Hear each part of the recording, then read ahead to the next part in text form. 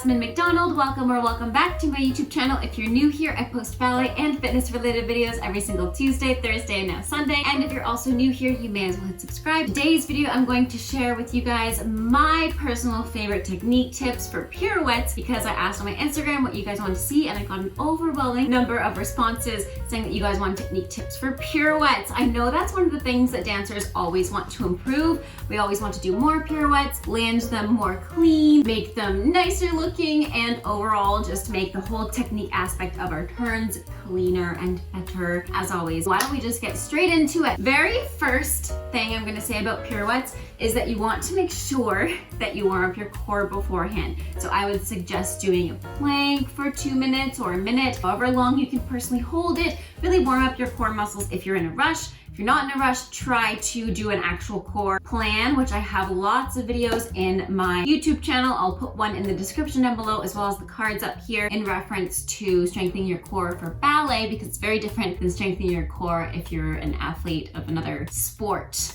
or if you're just trying to work out and get a six-pack. If you are trying to get stronger in dance, the exercises are very different than if you were just to want to look a certain way. That being said, core strength is number one, coordination is number two. Now, when you're practicing your pirouettes, you want to make sure that everything when you start the pirouette and when you finish the pirouette is in coordination.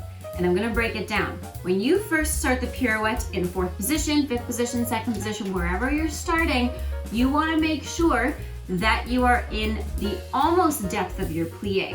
Because if you go to the depth of your plie and sit there, you have nowhere to kind of snap back into it. Think of your pirouette as having tension like an elastic band. When you pull it as much as you can and it snaps back, the snap is the energy you need for your pirouette. So if you don't have that tension from pulling the band, it's not gonna snap back. If you just have it already and you hold it for too long, it's just gonna stretch out. So it's the same thing with your pirouettes. You need to stay in your plie, not quite at the depth of it, but in a plie, and then you go a little bit deeper with your arms and snap back in to coordinate the beginning part. I'm gonna break up the pirouettes into 3 parts. That would be the beginning. The middle, for coordination purposes, you just wanna make sure everything is in one unit. I say to my students all the time, you wanna think of this area as one unit. Think of wearing like a really tight jacket or a belt around yourself. You don't want your ribs to go up this way or your hips to lift, especially in passe.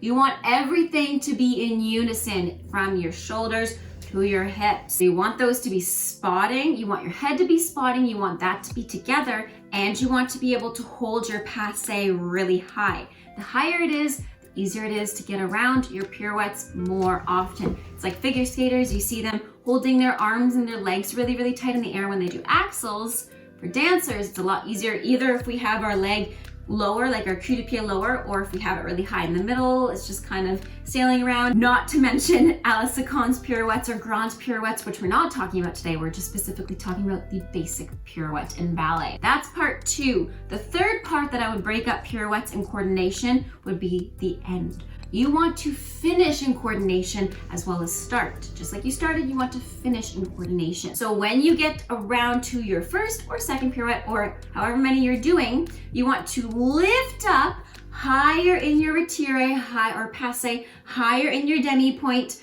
without lifting your shoulders like this. You want to think of being suspended on your hips. And then when you land, you want your head, your fingers, your upper body, and your legs to finish at the same time. You don't want piece by piece by piece by piece. You want it all to be consistent and land perfectly. Because otherwise, if you do the arms first or the legs first, that's where you get a sloppy ending. And the ending is always much more recognizable when it's not perfect, and it's always much more obvious to the non-dancer eye if it didn't go smoothly. So you always want to finish as clean as possible. So coordination's one aspect of a pirouette that's very, very important. Balance is another really, really important one.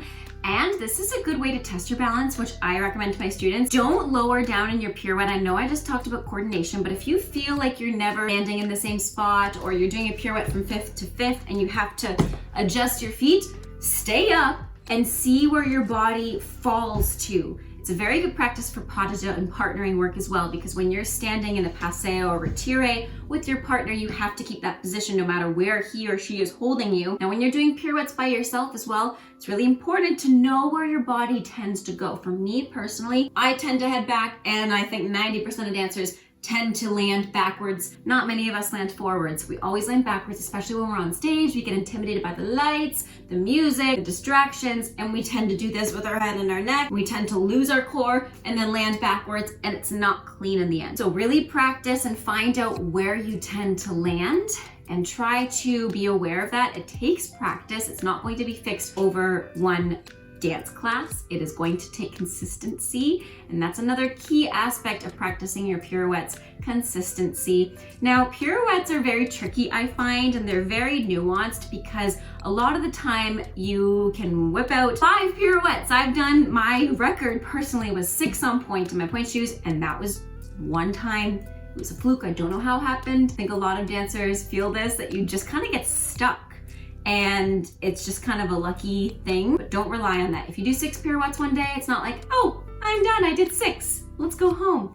No, because that can happen, that you have perfect balance, but balance is affected by so many things in our lives. It's actually affected by the fluid in our ears, our actual balance when we're walking, when we're standing on one leg. So going into balance, I would incorporate proprioception, which I've done videos on before, basically just standing with one leg parallel, standing turned out, doing a couple plies, maybe standing with a releve while closing your eyes. You should be able to hold a balance standing on one foot for 1 minute with your eyes closed with no help from a partner, from a bar, from a wall, from your foot touching the floor, no cheating. Yeah, I hope these tips helped. I know this is a short video, but I just wanted to revisit these technique tips. So let me know in the comments down below if this helped you. Have a great rest of your day, stay safe, and happy dancing. Bye now.